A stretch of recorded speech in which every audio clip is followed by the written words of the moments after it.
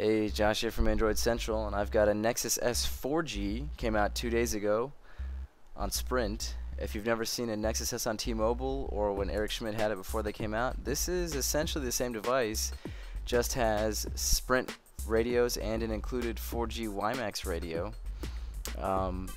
Let's just jump into the hardware. We've got a 4-inch screen, 480 by 800. Super AMOLED, so great viewing angles, you know, dark colors, whole 9 yards. We've got a front-facing cam right here, VGA, not too great, but it gets the job done. A light sensor and a small silver unobtrusive earpiece. If we move over to the bezel, you'll see Samsung's typical volume rocker placement. On the bottom, we've got our micro USB microphone and 3.5mm headphone jack, and flipping over to the other bezel, we have Samsung's typical power button placement. Move over to the top, we've got nothing, and there's just a little divot, and you can get a nail in there, and that's how we pop our battery cover off. So flipping over to the back, we've got a 5-megapixel camera with a flash. There's our speakerphone. Notice that the back is pretty plasticky, and as a result is a pretty bad fingerprint magnet. The front can definitely be that way as well, but I've wiped it off pretty heavily.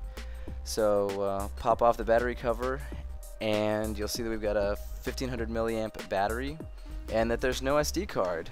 This was a change between the Galaxy S line of phones and the Nexus S to get NFC radios in there, but they give you 15 gigs of internal memory and 1 gig of app memory.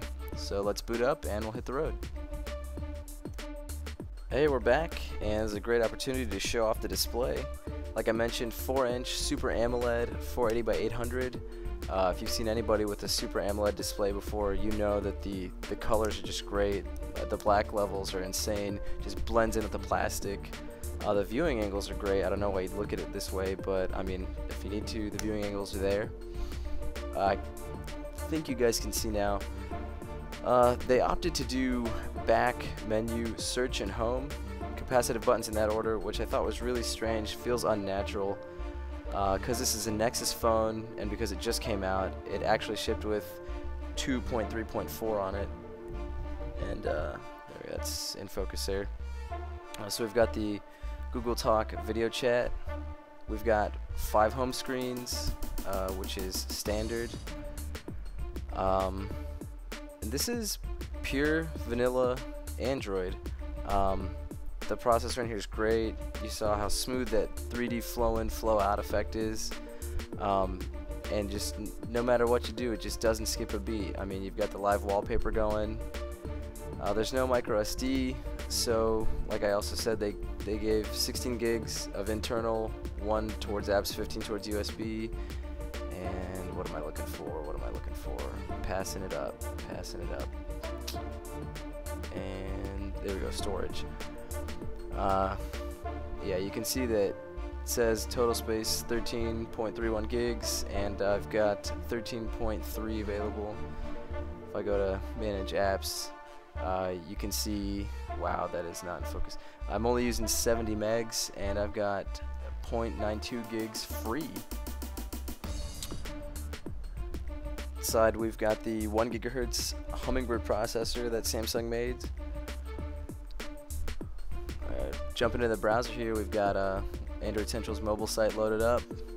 Let's refresh it or open a new window. And let's see, it's quick. I'm selecting Google, and let's pick something else. How about Yahoo?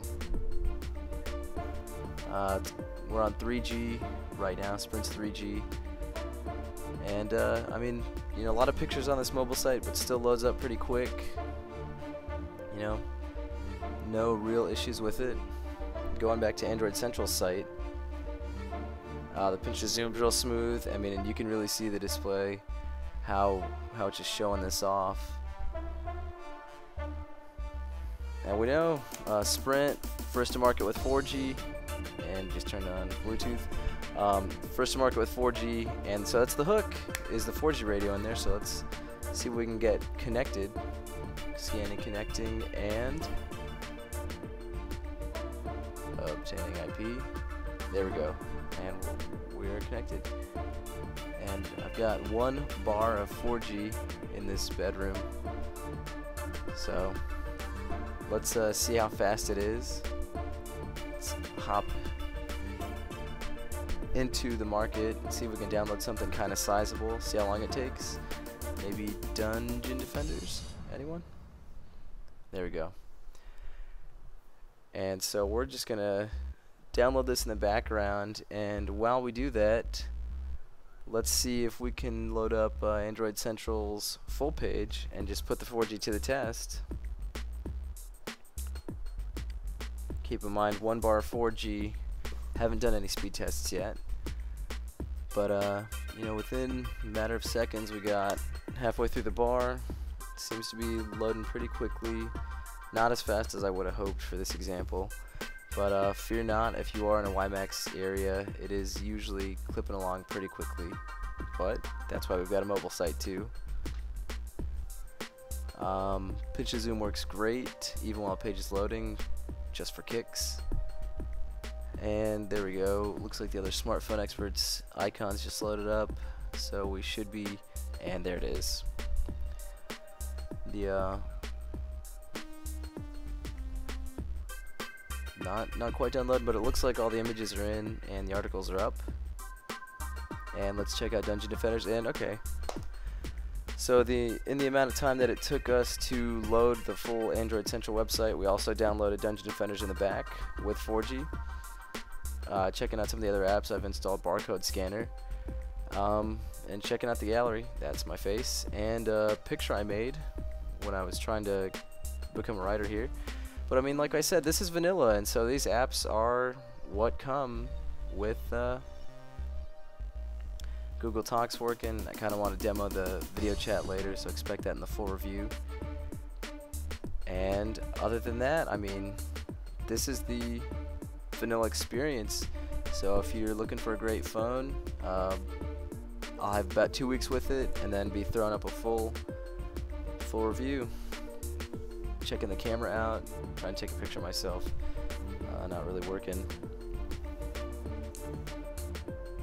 but thanks for watching, and full review will be coming up in about 2 weeks.